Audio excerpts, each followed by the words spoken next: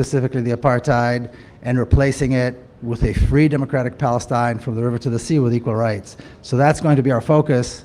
Like Andy mentions, we have a space, a beautiful space in Capitol Hill, and you're all going to be invited and welcome to come and see it once it's furnished and ready to go. So thank you. Thank you. Thank you, Mika.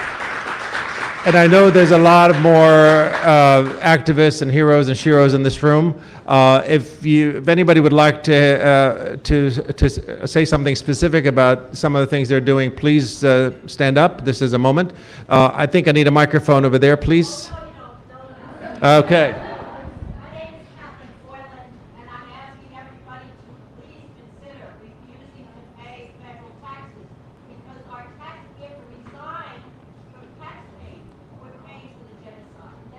Thank you.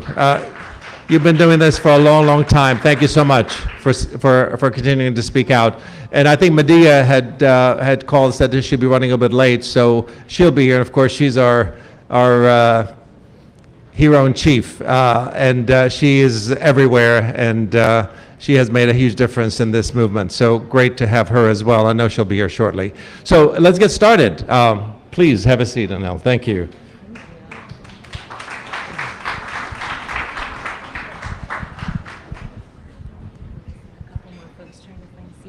Yep. If you're trying to find a seat and you see people at the door and you have a seat next to you, just raise your hand and call them next to you. So there's been no shortage of heroes and sheroes in this movement that's really taking shape right now to try to call for a free Palestine. It's been, of course, long coming, and many of us, I think, I speak for myself as well, who've just been kind of lulled into believing that, things will change on their own. And I think we realize that things don't change on their own. Sometimes they require something to kickstart them. And the change that happened on October the 7th, I think, was the Kickstarter. It didn't have to be that way, unfortunately, but sometimes violence happens when people are in desperate situations. And of course, the response has been horrific, as we all know. And my heart goes out every single night. It breaks another piece. And every single night you look at things and we see how horrific things have gotten. And just when you think every red line has been crossed, another one gets crossed. And then you wake up in the morning and you see the activism that's taking place and the amount of energy that people are really willing to put into this to be able to end this horrific situation and start afresh. And it kind of restores your faith in humanity, and you go on to live another day. And of course, we're all traumatized by this. We're all suffering through this. But of course, I'm always hesitant to even mention that, because the horrific suffering and trauma that's taking place, as we heard from Lana and others, are nowhere to compare, of course, with our own personal issues we're dealing with this. And the heroes and sheroes come in different sizes, shapes, and genders, and all of that. And when I heard that Josh Paul, and many of you, I think, were at the event we did with Josh when he came to our other location and had a conversation with him about his resignation from the State Department, it was really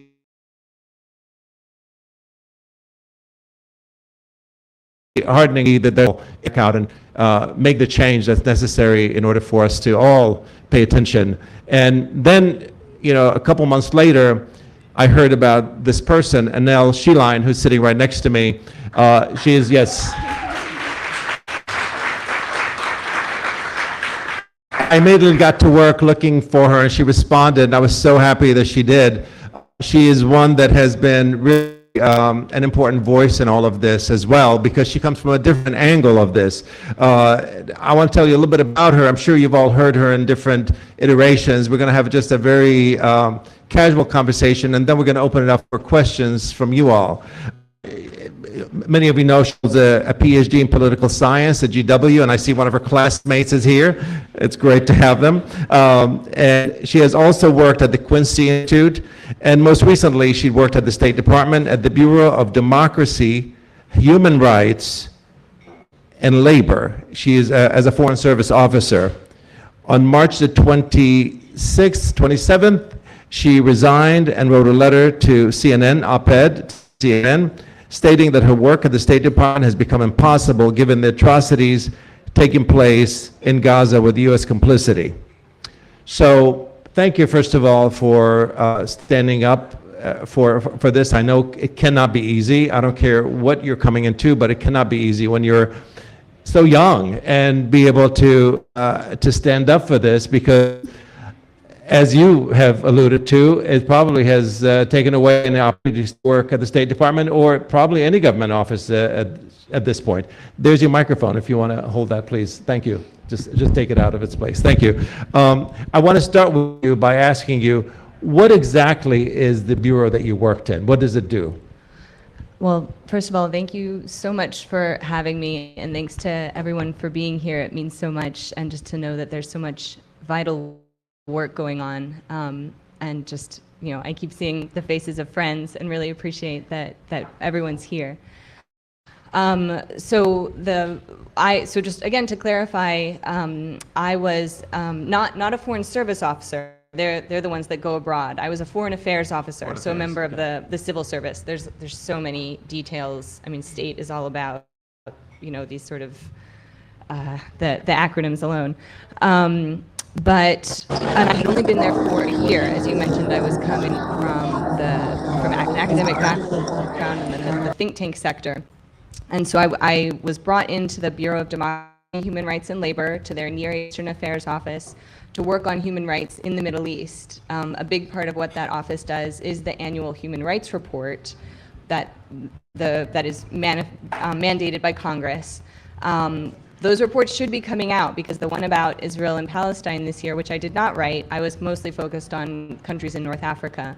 But that one is going to be pretty damning, and it's late. There's definitely a question, and if we have journalists in the room looking into where are the human rights reports, because we have Al Jazeera here. The one from last year on Israel-Palestine needs to be made public. It needs to come out. I see. And what do you think will be in that will be damning? Will it say the G word? It won't say so the human rights reports are fairly formulaic. They follow a standard format, and it just goes through government abuses, primarily, or if there are, non-government actors as well, like Yemen, for example. It also goes through, both the government and the Houthis, for example. So just, again, it's not public yet, so we can't comment too much about it, but just look for it when it comes out. There'll be a lot there. Were you involved in some of the writing in that? Not for Israel-Palestine, because it wasn't my portfolio. But were you able to see it? Yes. So you resigned, so you're okay to talk about it, right? They make you sign an NDA. Oh. So I do have to be cautious and not get into any more trouble than I'm already. No, we don't want to get you in trouble, no. Have you gotten in trouble? I honestly was anticipating a lot of hate online, and Tarek Habash, who was the second person who resigned. Josh Paul was the first. Tarek resigned. He's with the Department of Education. Yes. And he was a political appointee. Yes. Which both of you were not, Josh and you were not. Right. So Tarek was a great source of information and caution around digital security. So really appreciated both Josh and Tarek's guidance as I was getting ready to resign publicly, which I decided to do only about a week in advance. I knew I was going to resign, and I had told the State Department I was going to resign, and I had advocated internally, but then I decided that I would go public, but I didn't have a whole lot of lead time between knowing I was going to go public and the date that I was going to be resigning. Any regrets? Not about resigning. I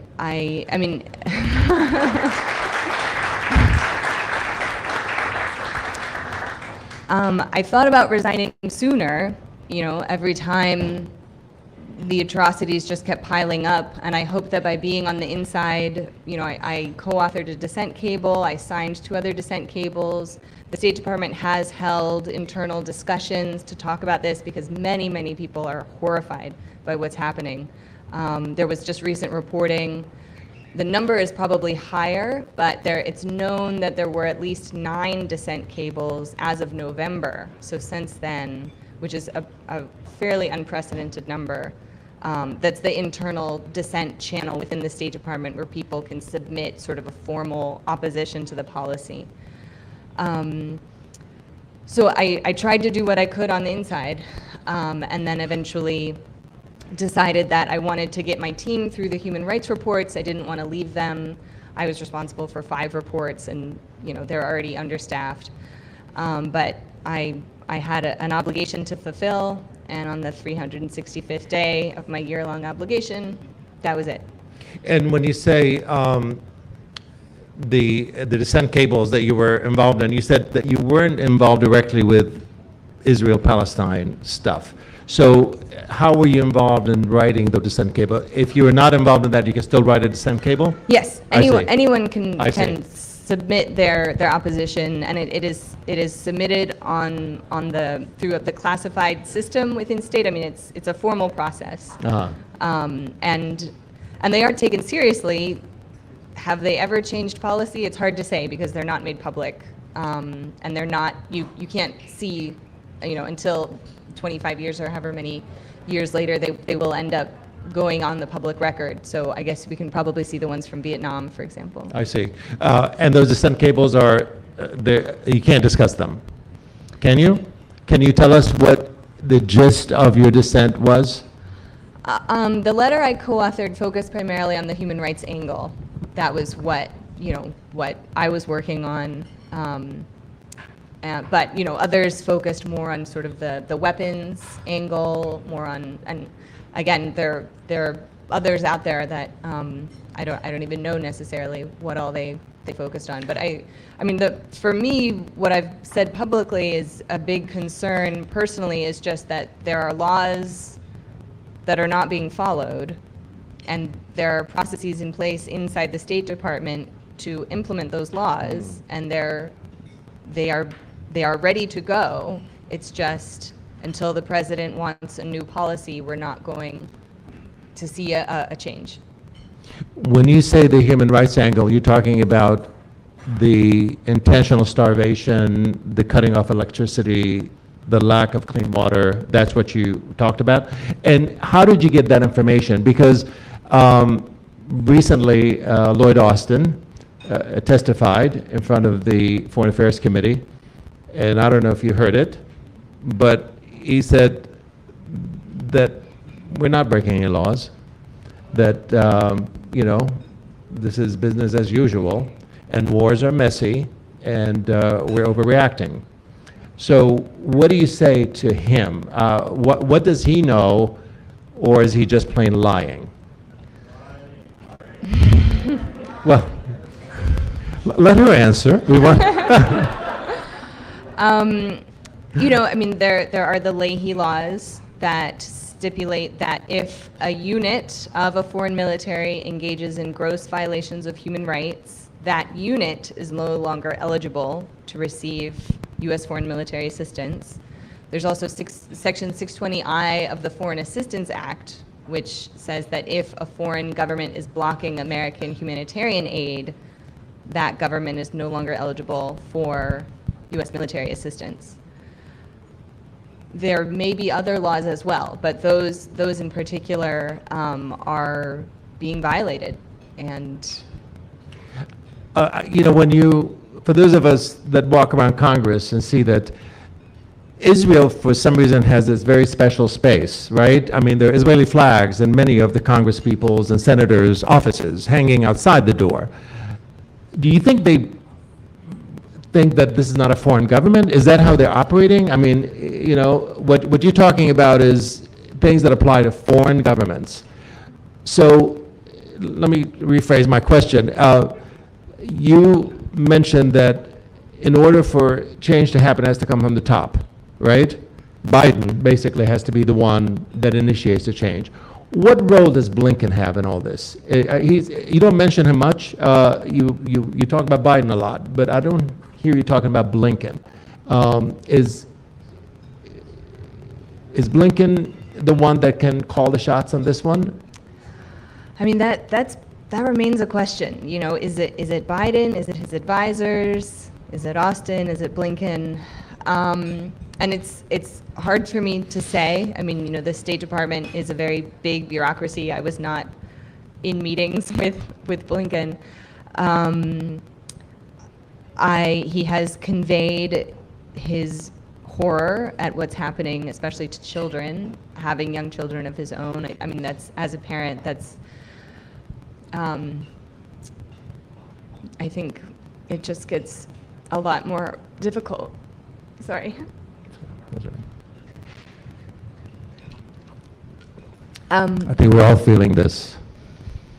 Yeah, and not, obviously, those of us who are not parents feel it extremely deeply as well. But I do think that it's really hard to say exactly. I mean, my understanding is, I mean, Biden is a self-identified Zionist. This has been his position throughout his very long career. And for most of his career, it made political sense, and he's received massive amounts of money from the Israel lobby. And in terms of thinking about the Israeli flags up at Congress, I think it does just speak to the power of that lobby. As far as whether Blinken could, thank you, could influence things, it's really hard to say. Have you ever had an interaction with him? I can't answer that question. That means yes. But have you gotten any phone calls from higher ups in the State Department since your resignation? No. Okay. So most of the conversations you had with higher ups was while you were working there. And the reason why those phone calls or conversations happen, is it because they felt that you were already kind of sending out signals saying there's a problem here, somebody needs to, and they thought maybe we could do some damage control? I told my supervisors 6 weeks in advance of the completing my year obligation, and that was because I'd had a Boren fellowship, so I had to fulfill. I owed the government a year, essentially. So I mean, I could have resigned sooner and just given the government some money, but decided I would stay to complete the obligation and the human rights reports. And to try to do what I could on the inside. So my supervisors knew in advance, and they arranged for me to speak with a senior official. I can say this was not Blinken, not this conversation. And they, you know, the State Department is already dealing with concerns about morale. The State Department, many employees were very demoralized by Trump, and they really trusted that the Biden administration was going to fulfill their pledges of reestablishing American moral leadership, of engaging in international institutions, engaging on climate change, working on, you know, kind of the liberal international order, and people really believe in that. And people are really demoralized by this. Obviously not everyone, but many people. So I think when I was given the opportunity to speak with a senior official about my resignation, you know, he did say he was going to tell Blinken about it. This is before it went public. Before it went public, yeah. I guess Blinken heard about it one way or the other. Yeah. Right. And was anybody trying to convince you to stay? I mean, my bosses asked if there was something they could do, and I just said I'm not interested in being part of the U.S. government anymore. So did they see you as this young, naive person who really doesn't know how the sausage is made? Is that how they saw you, or did they see you as someone that is speaking on their behalf? I think for many people, I mean, it was conversations with colleagues who asked me to go public because I was going to resign I'd already committed to resigning. And They you were going to said- do it quietly. I was going to do before. it quietly Uh-huh. before, Uh-huh. other than trying to sort of, speak internally about it. But they said, we wish you'd reconsider, and, please consider going public. So in part because it seemed that public pressure has been the only thing, whether it's activism, especially the uncommitted movement and related electoral activism, and that seems to be the only thing making a difference. So it seemed that going public, I hoped, would contribute to that public pressure. Are there others that you know, or have you been speaking with people still inside the State Department? And is there any kind of rumbling that there could be a domino effect here happening that you know of? It's hard to say. I mean, some people are still doing extremely important work, whether it's on this issue or on other issues, and they believe in it, and they believe in the mission. And for some people, it is just financial, or that's, this is their professional network, and they've spent their whole career on the inside. It was easier for me because I came into state just for a brief time. I have a professional network outside of government. So the brief time, it was a fellowship, correct? Well, I was a foreign affairs officer. That was my title. Yeah. And the plan was for me to stay. It's just that because I owed a year, it was a little bit easier for the government to hire me. I see. So now what's your next step? Where are you going to go? I don't know. Is it back to academia? Probably not academia, probably the think tank sector. Uh-huh. That's where you came from? Yeah. Yeah. Is there anything you would advise someone who is thinking of leaving? Is there, for a lot of people, as you said, a lot of people feel like working on the inside, you can make a difference. You need both the inside and you need the outside. Yeah. You chose to take the outside tact. What impact do you think people that are still working there can have at this point? Is there any real possibility for internal change to take place? It is very difficult because it is set up as a hierarchy. You can't change the decisions that are made higher up. I do think that that it does matter who's in those positions. And I think that the more that the State Department is receiving, hearing from people internally, because there were support groups set up. People are distraught over what's happening.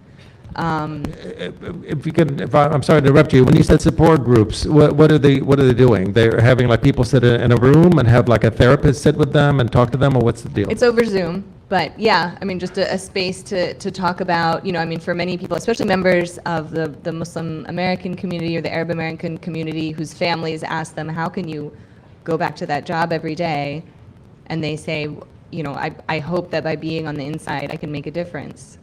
So they try to convince them they're making a difference on the inside? Is that the idea? I don't think they're trying to convince them. I think it's just a space for people to share with each other just how devastated it's been going on and just keeps getting worse. Yeah. This is, when I hear this, I'm thinking, we live in a democracy, right? And the voice of the people should matter. and I wanted to ask you, from being on the inside, when you were on the inside, how much impact did the activists have? Do they talk about do the activists make a difference in the eye of the State Department and the eye of officials inside? Or do they just find them to be just a temporary annoyance? I hate to admit that I think it's more of seen as an annoyance, unfortunately, and not by everyone, but I do think that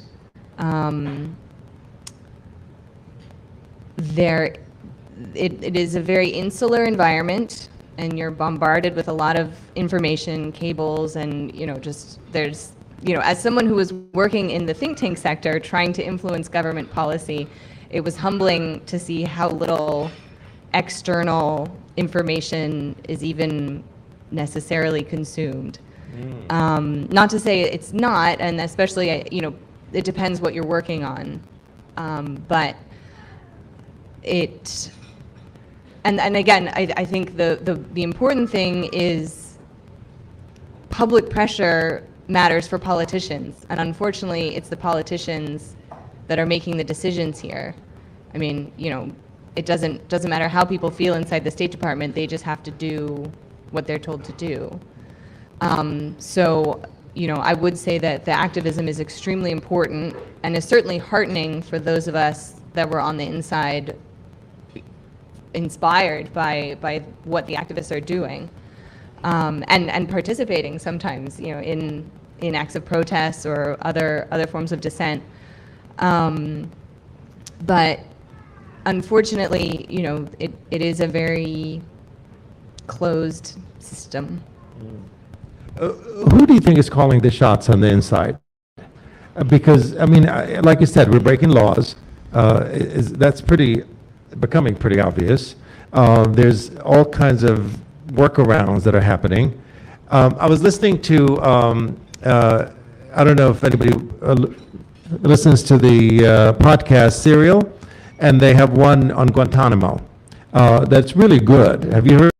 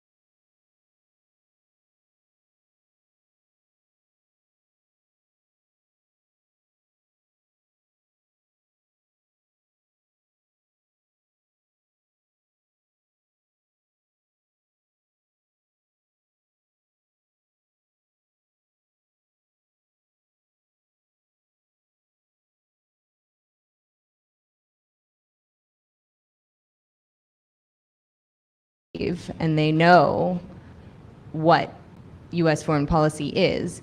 I think inside DRL, it's sometimes been referred to as like the NGO inside state, and a lot of people there really do believe in the work they're doing. They are able to do important work. Did I think I was going to have a huge impact? No, not necessarily. But it was very exciting to get to be part of the government that did seem like it was trying to do things for people who were advocating for freedom of expression and press freedom, freedom of assembly. That was meaningful to get to be involved in that kind of work and through something as powerful as the U.S. government. Now, many people would probably say that the reason why everybody's up in arms about this is because of social media. You know, it's a PR problem. It's not really a problem because wars are messy. It took Julian Assange to expose some of the atrocities that the U.S. was doing in Iraq, and look what's happening to him today. Now there's a whole bunch of Julian Assange because we all have phones and we all share information and show pictures and things like that. So it's kind of like decentralized.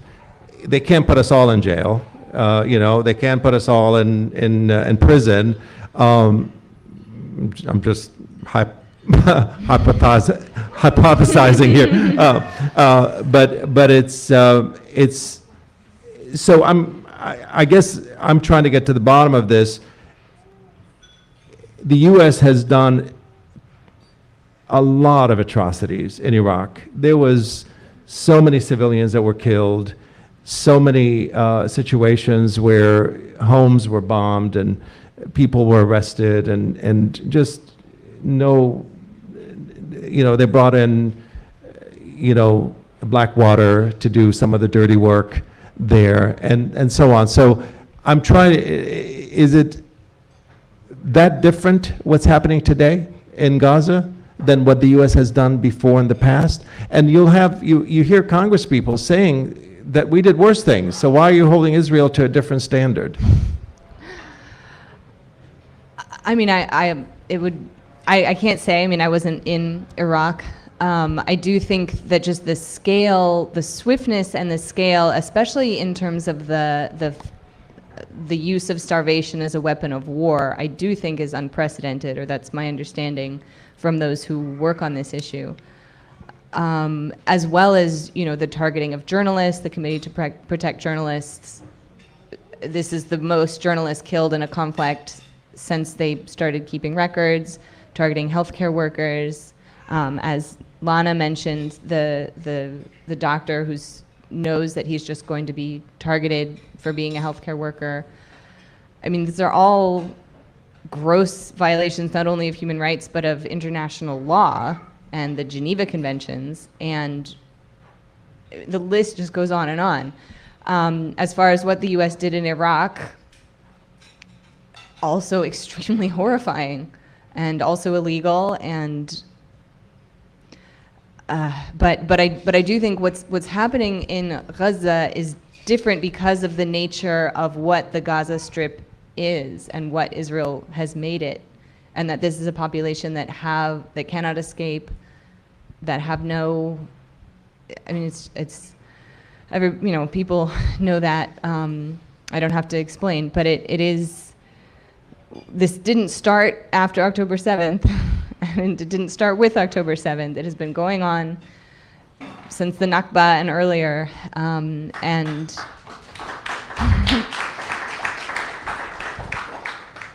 so I would say that what Israel is doing is really unprecedented in human history. I want to open it up for our audience to ask questions. Who's got the microphone? Somebody has a microphone? Okay. We have somebody that's coming down, so give me a minute and we'll go around.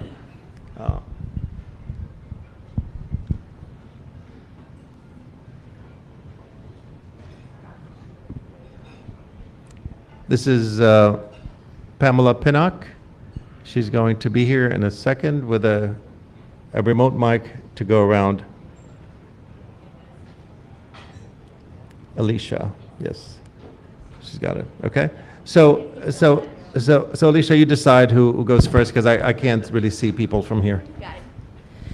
Thank you. Hi. Given the gravity of what's happening microphone closer to your mouth? sorry, given the gravity of what's happening and not just the international law, but our own national laws, why do you think there hasn't been more resignations within state and other agencies of government? That's a good question. I do think it was easier for me to resign because I hadn't been in for very long. I think someone like Josh Paul, who resigned after 10 years, or more than 10 years, who was a director of an office, that was really, took a lot. I think, again, many people working for state really believe in what they're doing, or if they don't, they probably have other obligations. I mean, it's hard to not have a job in this country.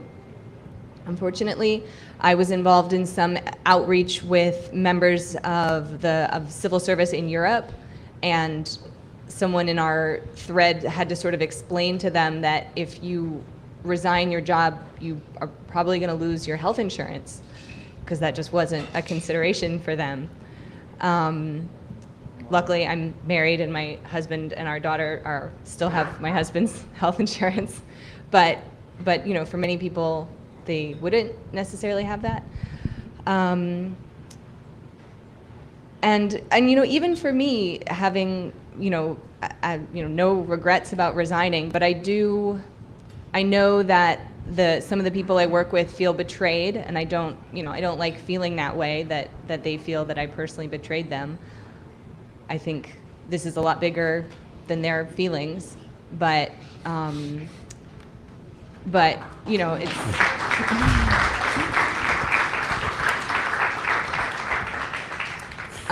but that was only after a year of working there. So I could see someone who spent their whole career, this is their whole professional network. It's a tough decision, and I do think particularly on this issue, you know, we've seen careers ended over insufficient support for Israel, not even supporting Palestine, just like insufficient support for Israel. So I think it's unfortunately such a toxic issue, and people know that there can be consequences. I think the other part is we were in Cuba not very long ago. We were in Cuba last February, and we asked for a meeting with our with embassy there, the American embassy in Cuba, and our relationship to Cuba is pretty awful. It's very toxic.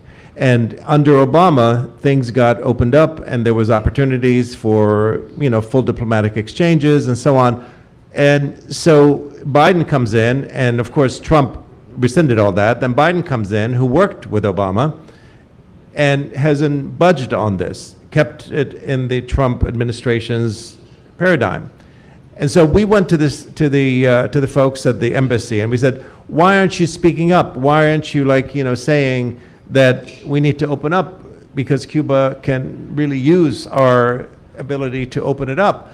And they said, if we speak up, we will lose our career as Foreign Service officers.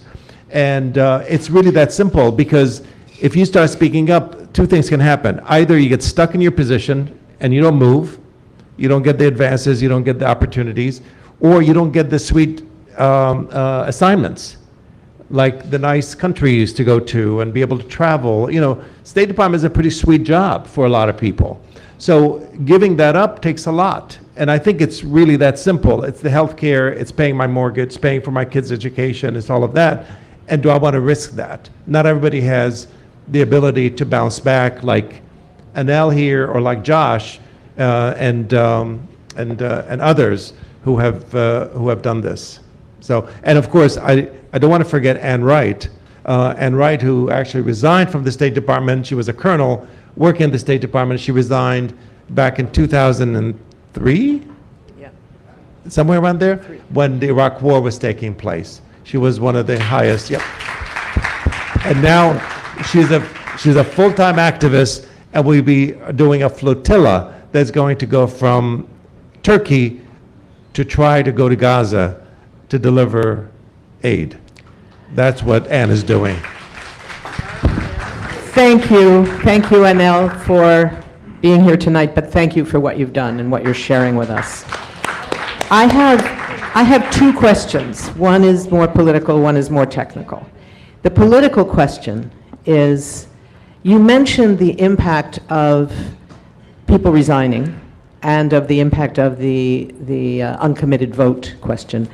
What about the public opposition that's coming from within, that was not only at state, but from USAID, from the White House interns, my personal favorite, these kids who are the most ambitious kids in the country, they all want to be president, and they came out and said, we can't accept this. The staff of the campaign went public and said, we can't do our job, we can't get you reelected, et cetera, et cetera. There's hundreds, thousands now of people that have publicly came out. So my first question is the impact of that, which is different than resignations and that sort of thing.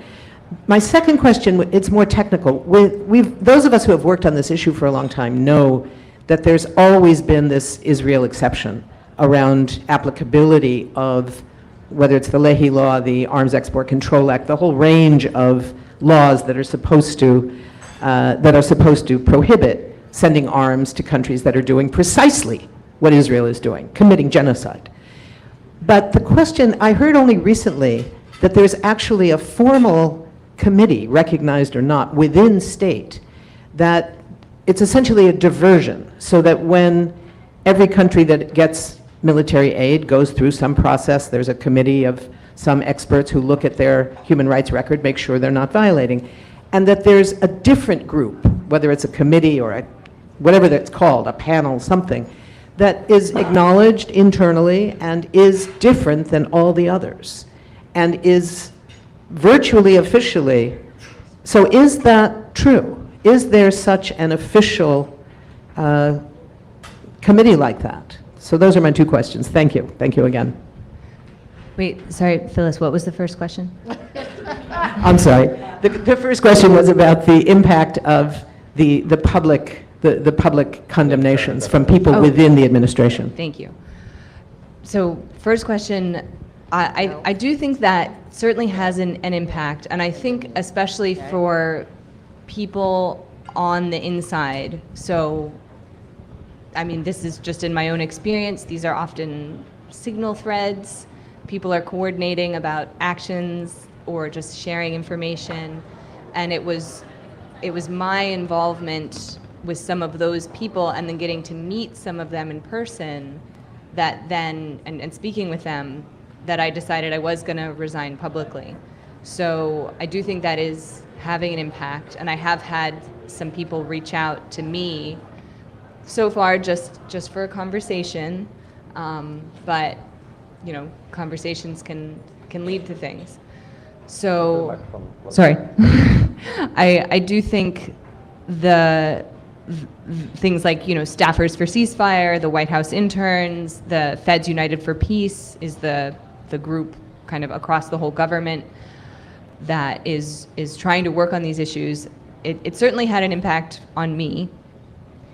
In terms of internal processes related to Israel, so again, Israel-Palestine was not one of the countries in my portfolio. There's lots of stuff happening at state that I have no idea about, that's above my, you know, the grade of information that I was permitted to access. I think I can just say that it is evident and has been publicly reported that there are special processes for Israel, that Israel does get unique treatment. At the same time, we know that countries like Saudi Arabia also get special treatment. And inside my office, you know, it's very easy to call out Iran or Syria for their human rights abuses, and yet harder to call out some of these other countries, Egypt, for example, even Morocco. I'll stop there. Okay. Okay. I guess my question would be this. I don't really like, it irks me that all the language is coxed in the context of it being a war, when we don't readily see an opposing army, or they don't have, and then we see the destruction. So I'm thinking along the lines of, how can the State Department and how can we keep confining this or calling this a war when we readily don't see any opposition pushing back since October the 7th? And then on top of that, since we scaled down the war in Afghanistan and we are a military industrial complex society, where would we then deploy our bombs and things of that nature? So I think kind of some of that stuff is going on, but if you could speak to how it's, the conversation is coxed in the terminology of it being a war when it's really not. No, that's an excellent point. I think the way a lot of media outlets have been reporting on this is extremely problematic, not only in describing it as a war, but just the use of the passive voice, not saying Israel killed X number of civilians or people. And yet when it's, Hamas killed, they're certainly willing to say, whatever when it was Israeli victims. And yet Palestinians are not recognized as victims, typically. I was speaking actually with a Japanese journalist who was asking some of the usual questions, but was curious. He said, there isn't a lot of recognition that Israel is occupying this land. Like, that doesn't come up. Like, that seems like that should be the first thing anytime anybody talks about it. And I was just like, yeah, but it's not. That's not really. And he was like, well, why is that? And I was just like, I don't know. And I have a PhD in like studying the Middle East. So I do think there are certain ways of thinking about this conflict and talking about this conflict that are ingrained. And I hope that what's happening right now is pointing out some of those and is shifting some of those. But I mean, absolutely, it's not a war. It's a brutal military occupation of a largely unarmed, defenseless, now lacking any sort of the basics for life. And as we heard from Nurslan, I mean, people are. I mean, it's just so horrifying. They're ready to die because it's just been. I mean, it's appalling. I think this will really go down in history as just truly shocking that this was allowed to go on for so long.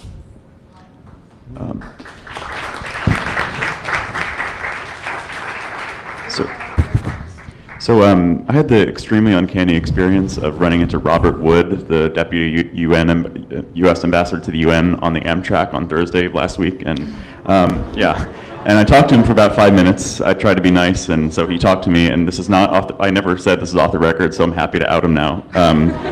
I swear to God, everything is true that I'm about to say. So I brought up a famine cable, and the famine cable sent in USAID saying it's a likely famine, and we went back and forth. Yes, it's so bad in Gaza, right?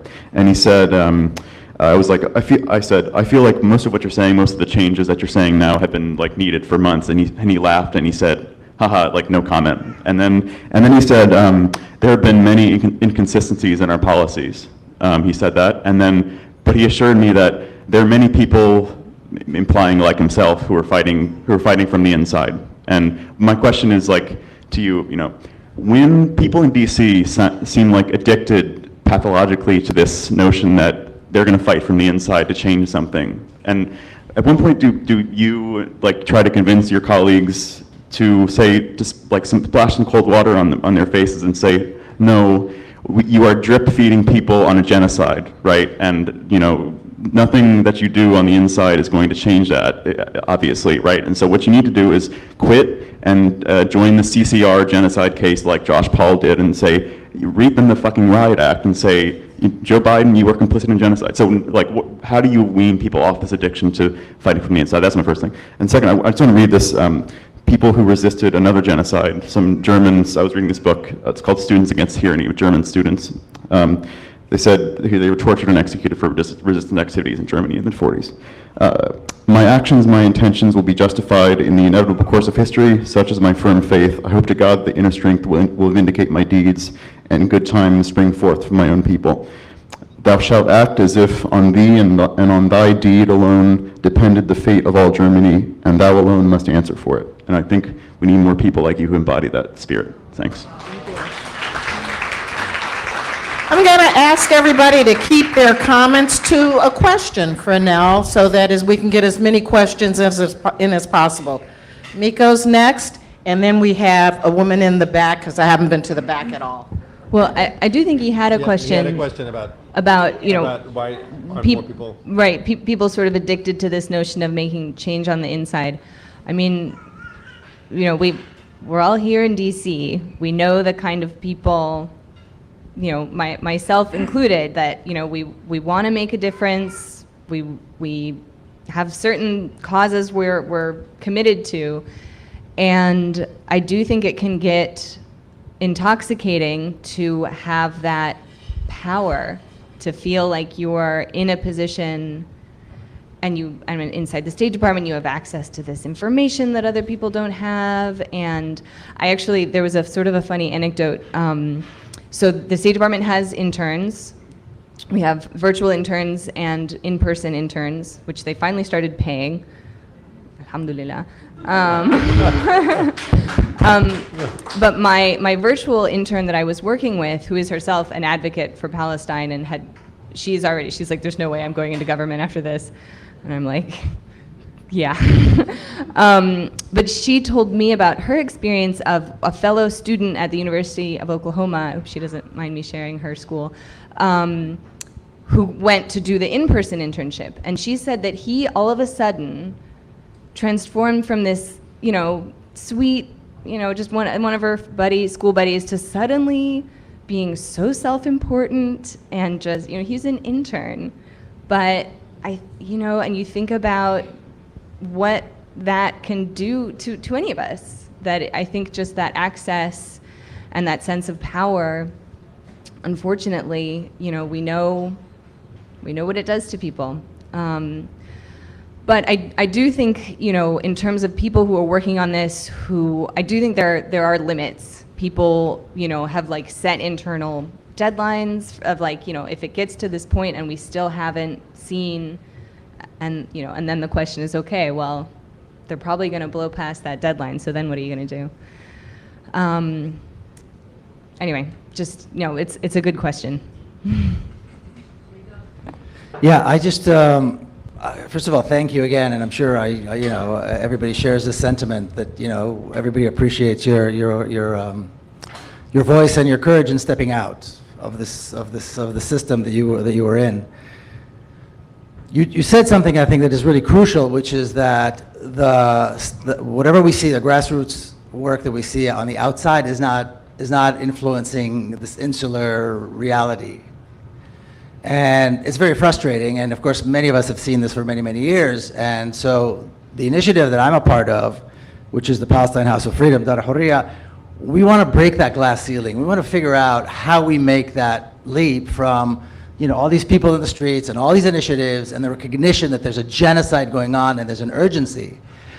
Would you be willing to help us formulate a strategy, figure out who to talk to, how to talk, so that we can break that glass ceiling and that we can influence that insular space, so the conversation about ending the genocide, ending the apartheid, and discussing the peaceful resolution of the reality in Palestine, which, like I said earlier, is a free, democratic Palestine over all of historic Palestine. Would you be willing to help us talk, get together, and strategize on how to do that? Because you've got this unique position. You were on the inside, and now, so you know how it works. Would you be willing to do that? And I don't want to put you on the spot, but would you be open to have that conversation? Sure, happy to be involved. Thank you. Let me ask you, where do you think, I think you mentioned it earlier, you said the pressure points are where the elected officials are. So you think that's where the focus should be? So Congress, the president, the Senate, of course. Blinken?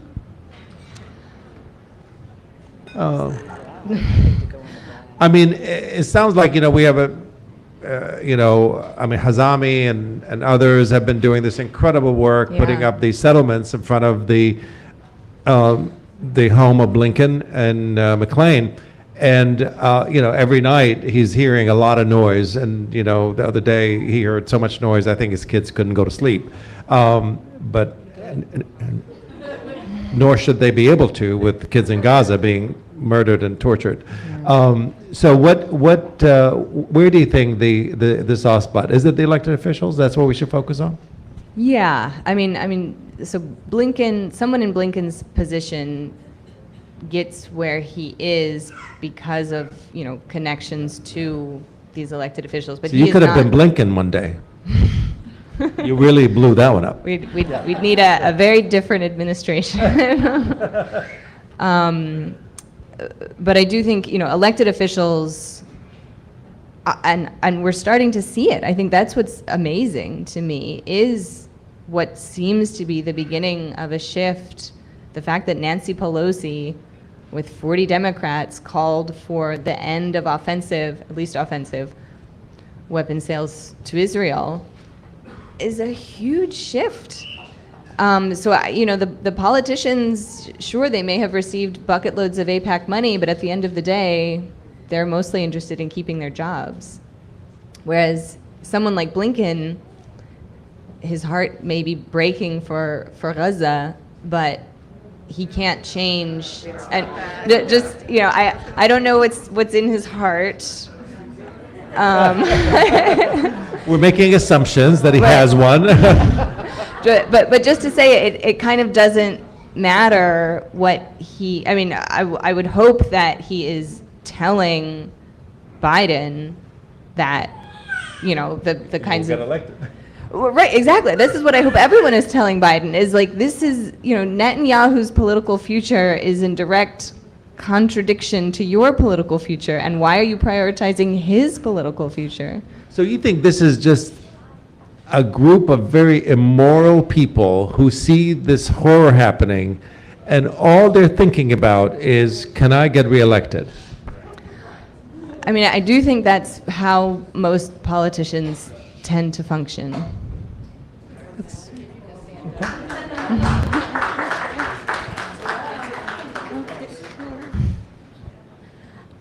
Next, please. I'm really enjoying hearing you speak, and I don't know if you can answer this. I'm sorry, I had double jaw surgery. I'm recovering. But how come Israel or its lobbyists have never had to file as a foreign agent? And then just two questions. Also, they make it seem like the Central Kitchen thing was, at least when I read the media accounts, kind of like an isolated incident. But if going back all the way to 1940s, when the Swedish diplomat who was trying to intervene on behalf of the Palestinians was killed by Zionists, this is not an isolated incident of Zionists going after aid workers and those trying to seek humanity for the Palestinians. So in terms of freedom of speech, why is that not being conveyed adequately in media, at least from what I've viewed in the whole AIPAC lobbyist thing? Thank you. Sorry. Definitely. Absolutely, in terms of I think unfortunately the outcry over the World Central Kitchen workers reflected the fact that several of them were white and other victims are not seen as white. And in terms of the way that this has not been recognized as a systematic policy that Israel has, you think the numbers of UNRWA employees that have been killed, and going back decades to the 40s, of other humanitarian workers being targeted and killed. Again, I think this is really an issue that future generations will just be really confused by why how was this allowed to go on for so long? Why did the American government, why did the American people, many of them, go along with this? I mean, you think, I hope that there are lessons to derive from South Africa and, the way that seemed very intractable, and obviously Israel's different. The amount of support that Israel has gotten over the years from us, from our taxes, is different than what the U.S. was sending to South Africa. So it's, and I'm sorry, you had a first part of your question that now I've forgotten. Oh, yes, just why hasn't AIPAC or its lobbyists been required to, as a foreign agent, register like other lobbyists? Well, I mean, on the one hand, that does need to happen, and I do think Dawn, the Democracy in the Arab World Now, is working, is like filing an investigation into that of, why haven't they had to register? I think also, unfortunately, many Americans, and especially the evangelical community, just give massive amounts of support, political support and money, and that's, when I've spoken with people about this, especially about the settlement project, their most powerful weapon is money. Similar to the power of AIPAC inside Congress. I don't know if people have seen the film Israelism, which I thought was really instructive. We're going to be showing it at one of the locations. And we're going to be showing this other film called The Occupation of the American Mind. That'll be shown as well. So look on our website and check it out. I do think that, for me growing up, this wasn't necessarily something I knew a whole lot about. I think even in academic study, I remember my advisor warning me away from studying Israel-Palestine, even though he himself is among many things a specialist, has written extensively about Israel-Palestine. I don't have a great answer of like why exactly was this allowed to go on, the whole project allowed to go on for decades and decades, but it does just speak to why this has been allowed to go on for 6 months.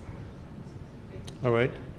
Hi, I have a couple of questions, and just one of them, you said you think that public pressure has been doing a lot. So around here, some of the public pressure was demonstrating at the entrance, your employee entrance to the State Department. We have the demonstrations at the Israeli Embassy and at Blinken's, but we also have around the world, the throngs of people in all the countries around the world. Does that get through? Does that permeate to the inside of the State Department to say like, we seem to be the only country? And I guess the second thing is, I've been absolutely struck by how walking the halls of Congress and seeing these videos that Code Pink puts out and just seeing what people post, that the comments from our members of Congress are just so derogatory towards Palestinians. If we substituted the word Israeli for Palestinian, you'd be censured or kicked out of Congress, and they're not.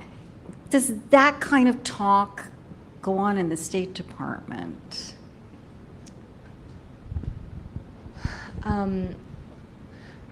So I guess the last part first. I did not hear that sort of discussion of that sort of dehumanization. I do think many of the official statements, though, sort of engaged in that dehumanization by, again, using the passive voice or focusing primarily on the Israeli victims of October 7th and not on the disproportionate, just everything that happened since, and then continuing to sort of harp back on, the trauma that Israel experienced and no recognition of the decades of trauma on the Palestinian side. Sorry. I do also think, we've all observed the ways that anti-Semitism is weaponized, or the charge of anti-Semitism is weaponized. My concern there, which I'm sure this is not news to anyone, but just the ways in which there is real anti-Semitism, And often, I mean, especially what we saw under the Trump years, for example, and many conspiracy theories. I mean, anti-Semitism remains a significant problem. And yet the way that the term is thrown at people like me or, others simply criticizing the state of Israel, it just loses all meaning. Sorry, there was a first part of your question as well. Do all of the outside public pressure from protests here in America and around the world, do those filter into the State Department? Are they, sometimes I think they must not know that's why they're not doing anything? I think the media someone consumes has a huge impact, and this is why we're seeing such a generational divide on this issue, because many mainstream media outlets just are not reporting on this, or the way they're reporting on it perpetuates the dehumanization, in contrast to these videos, whether it's of just the horrors inside Gaza or the war crimes that members of the IDF are committing and posting with impunity. So I think that in terms of like what impact are these global protests happening or having on the inside, I think it depends whether someone gets their media exclusively from the New York Times, for example, or if they're, they're seeing that there are huge protests happening all over the world about this. A friend is in Bogota and said she's seeing like Libre Palestina and in Arabic, Palestine Hurra. But if you're just getting sort of mainstream media sources, that you're not seeing that. And I think you're able to sort of exist in this state where you're sort of insulated from what's happening. Does the UN play anything into the State Department? Is the voice of the UN brought into the State Department as well? Not really. I think as we've observed, the U.S. uses the UN to protect Israel and to throw its weight around. I do think the fact that the U.S. finally abstained from the Security Council resolution was something, but then they came out and immediately said it was non-binding. Unfortunately, I think in general the attitude towards the UN is, have fun enforcing that. Hi, I wanted to say first thank you for mentioning kind of your past involvement with Boren and then the subsequent federal service requirement. I also participated in an ECA-funded program. I had just started undergrad. I kind of was still on the fence of if I take this spot, then somebody else who would be worse wouldn't take this spot. And now as an alumni, realizing that the tax dollars that paid for my ability to study Arabic, the ability to be exposed as a kid from Podunk, nowhere in Vermont, exposed to Arabic culture, are the same tax dollars they're paying now for funding genocide.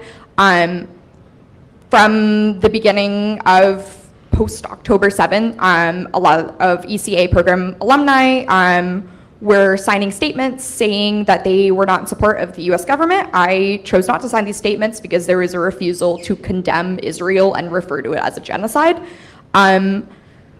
We're also seeing, kind of on the flip side, these ECA-funded programs that people from outside the US who are coming to the United States are seeing a record high refusal of basically not accepting the offer because they don't want to take part in what the US is funding. I don't know if that's the same for people from the US leaving on ECA-funded programs, but I won't humor myself and say that I'm in the youth population anymore, as much so as I was when I accepted my ECA-funded program, but what is your recommendation to those alumni of similar programs like Boren to keep involved? Sorry, the Education Cultural Affairs Bureau within the State Department funds a lot of exchange programs. So, good question. Okay. It's great that people signed letters and, even as you said, though maybe you wish the letter had some different language. I think those kinds of things matter. I think the State Department takes takes that quite seriously. It remains difficult to get into government. These are, most of the colleagues I was working with had come from, they had a military background, or they had done some kind of fellowship, or they had been an intern. You know, going on usajobs.gov it's hard. Not many people get in that way. So I do think it matters that people who would otherwise consider working for the government are making these statements. I had not even heard that, so maybe trying to do more of that, try to, you know, hook up with some journalists and, you know, happy to be in touch about, you know, just trying to draw more attention to that, because I do think that that's another crucial aspect of public pressure. Hello, I want to say thank you as well. I'm way in the back. Thanks. We exist in the back too. It's not just the front. So I want to thank you for what you've done, and I wanted to say I've gotten in contact with more and more families on the ground in Gaza that are trying to get out, and I'd be curious if you can share anything of like what conversations were happening about trying to pressure Egypt or Israel to open borders and let people out, because at this point so much of Gaza has been destroyed. Even if there is a ceasefire, there isn't really infrastructure for a lot of them, and many of them are wanting to get out. And just, I know we took in about 300,000 refugees from Ukraine when that war started, and there's been not really much on that, but I'd be curious if you can share anything of what conversations were happening, and then like what advice do you have for us to pressure people to try to make those things happen? That's crucially important, and obviously can also become immediately very contentious, because obviously the first thing that should happen is Israel should just stop bombing and people should be allowed to stay. But at the same time, the reality is Gaza is destroyed and people do need to escape to survive. But I think that's why we're seeing Egypt not being willing, you know, just in terms of the historical wanting, you know, not wanting to sort of be seen as facilitating the exodus of Palestinians. It's very, I mean, Sisi is already on thin ice with his population. You know, he's trying to stay in power, as are all the politicians.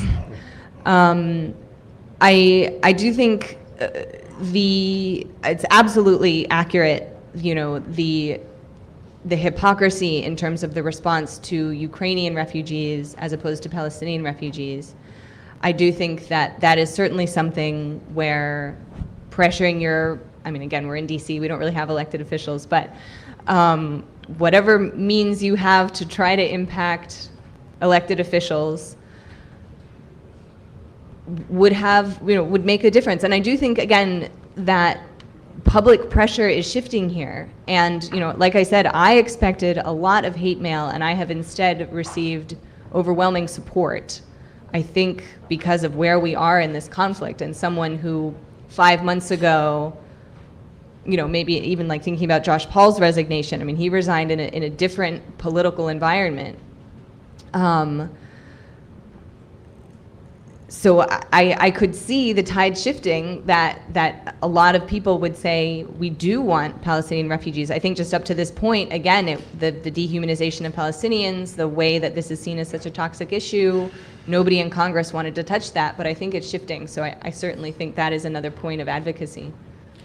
We have a question here in the back.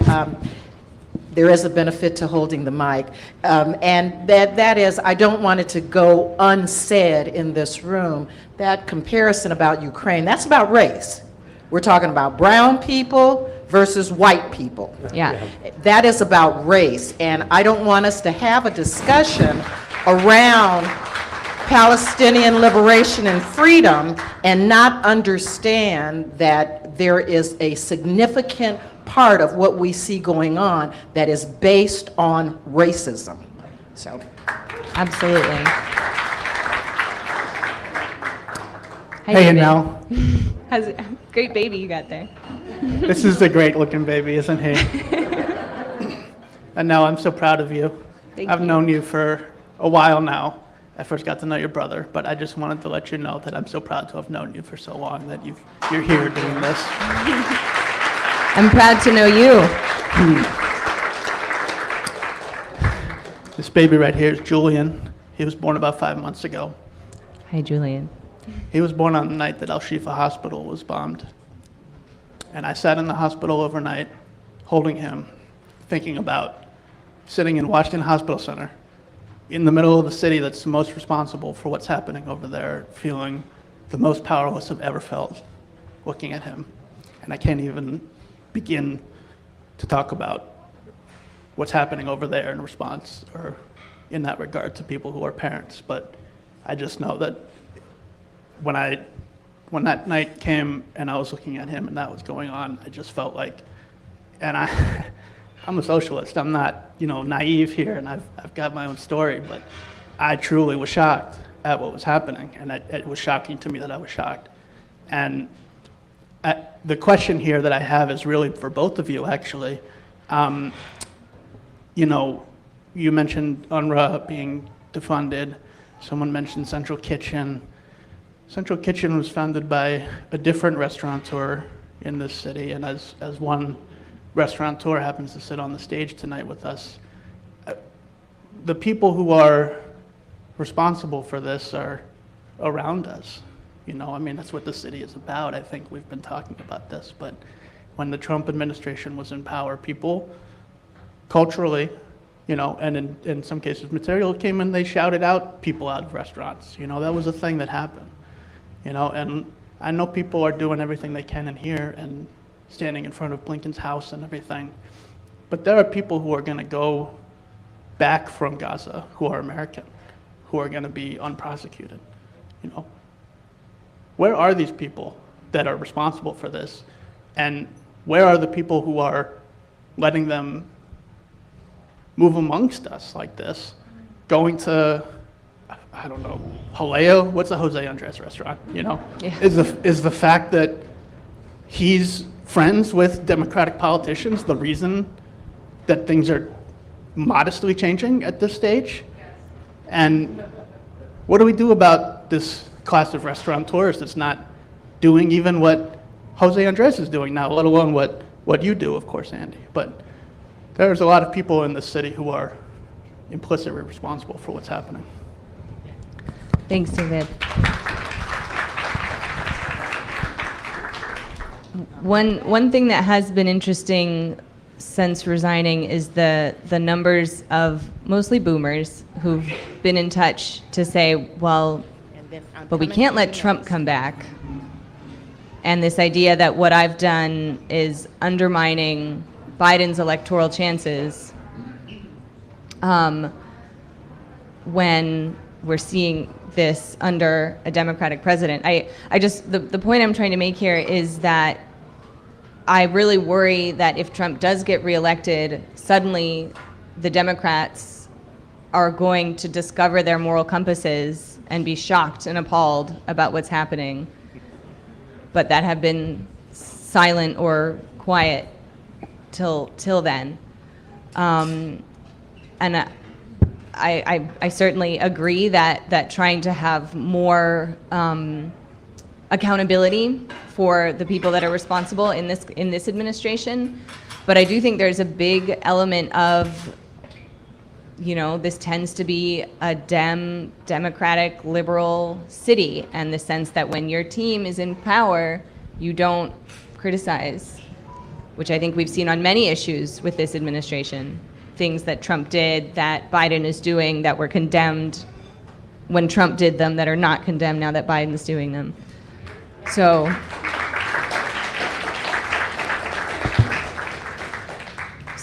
sure, I certainly welcome more yelling at politicians out to fancy dinners. I think for a lot of people, I think I personally, people always say, like, you're helping to elect Trump. And I said, that's not my problem. I draw the line of genocide, and I refuse to be cornered with fear and make my decision based on that. The way I see it is that Trump will be awful, no doubt, and maybe in some instances even worse in some situations. But I still want to draw the line at genocide and say that I did not help elect a person who was presiding over genocide. And history is very long. History is not 4 years, and we'll see where that takes us. As far as your question about the role of someone like Jose Andres or others, Jose Andres, I think, he's changing, he's evolving, as many of us are on this issue, and I think many of us have been awakened at a different level. Some people say that as we try to free Gaza, Gaza is trying to free us, and I really do believe that. I think there's a lot to be said about that, and I think it's freeing a lot of people. Jose Andres, I think it took a while, but I think he is coming around on seeing the horrific atrocities that are taking place under the IDF and the attacks that are happening, not just for his 7 workers, but for thousands of others that have been killed in this horror. I spoke with him right after the attack on the World Central Kitchen. He was, of course, devastated and very, very broken, and was crying the entire time. And I'm seeing his latest tweets and writings and things like that are very different than they were before. Sometimes it takes a horror to make things change. So I think all of us, and his issue was, because I was asking him, I say, can you call for a ceasefire? He said, of course I want a ceasefire. But he said, my job is to feed people. My job is to feed people. And I want to stick in that lane. If I start talking about ceasefire, he said, they will kill me. Like it's that simple. Sometimes I think for people who are on the front line, who need to do what they have to do, they just have to stay focused on that particular focus and particular issue. I'm sure, and I don't want to speak on your behalf, Nurse Lana, but you weren't standing there saying ceasefire. You were saying, I want to save human beings. Of course a ceasefire has to be part of that. That's understood. But you're not going to go out and say ceasefire now. You're going to be saving lives by... The doctor that just walked out of the White House, he's been getting death threats. Yeah. So... Yeah, I don't know if you heard it. The doctor that walked out of the White House has been getting death threats. I'm sure there are some of that. We all get a couple of those, but the overwhelming majority, I would like to guess, have been very positive. I would like to guess that. I know for us, being a public space, we've gotten a very, very, very small number of hateful comments and statements, but the overwhelming majority has been very positive. So I think, and I think for you as well, as you mentioned, Annelle. So I think, the tide is changing, and we do these public things in order for people to realize. One of the reasons why I opened Busboys and Poets, it happened after 9/11. 9/11 was a very isolating moment for a lot of Arabs and Muslims in this country. And I was trying to find my tribe. Who are these people that believe that a better world is possible, that believe that we as a community come together and advocate for peace across the entire planet? And so opening a place like this really kind of restored my faith in many ways, because I did not think that people will show up, but people did. And that really gave me, and it gave me a belief that actually the majority of people want to see a better world. And, we continue to move in that direction. And I hope, anybody who's doing work in whatever area of expertise they are at should keep doing that. You don't have to lift the entire globe over your back, but everybody can take a little bit of it. And eventually that arc of the universe will bend towards sort of justice. I really believe that. And I think any of us who does any activism work has to believe it. Otherwise, why wake up the next morning?